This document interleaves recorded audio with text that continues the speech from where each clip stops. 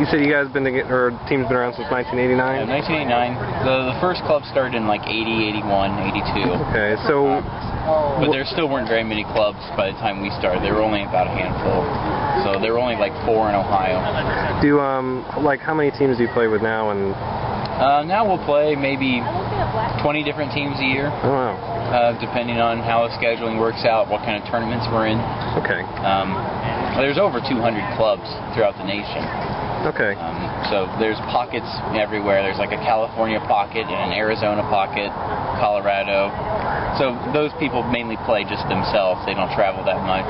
So we do a little bit of traveling. What's the farthest you've ever gone to? Farthest we've ever gone would have been, or the farthest I've ever gone would be North Carolina, and we just did that earlier this year. Huh. Previously, they've gone down to Mississippi, played at Natchez Trace. That was only like 6 years ago. We're going to D.C. later. And we've gone up to Rochester, New York. Actually, we've gone out to Long Island, I think, too. Okay. Is there any common place when you're in actual Dayton that you play normally, or is it just all kind of wherever? We almost always play here at Caroline Park. Okay.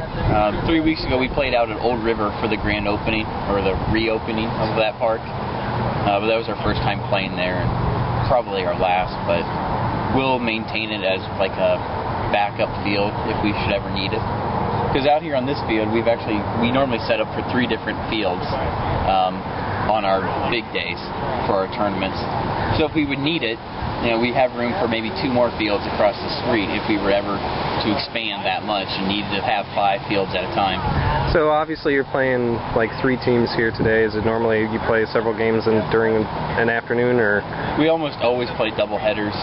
The only times we don't is if we're playing like Springfield. It's just a short drive. There's no reason to play double header there. But almost always we play double headers just because we want to play as much baseball as we can. Yeah.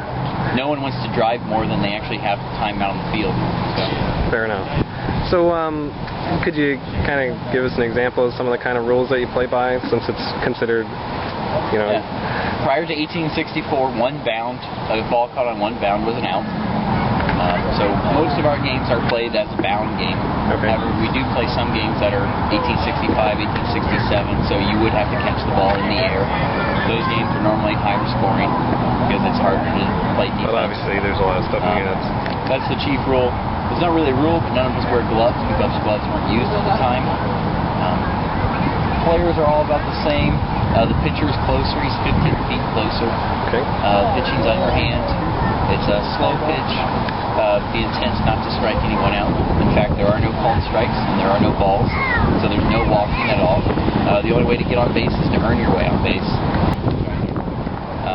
The intent was just to come up to the plate, swing the ball, or swing the bat, hit the ball hard, and run to first, run to second, however far you can get.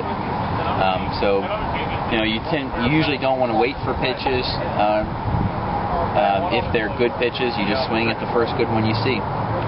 That's the intent. We're out here for exercise. At least historically, we were out here for exercise. There's no wall, there's no home run rule.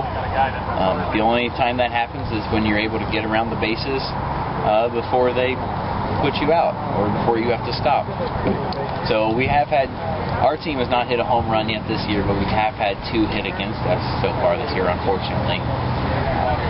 So it takes a rare combination of being able to hit the ball about 300 feet and then being able to sprint about 360, 380 feet and do that in about 15 seconds.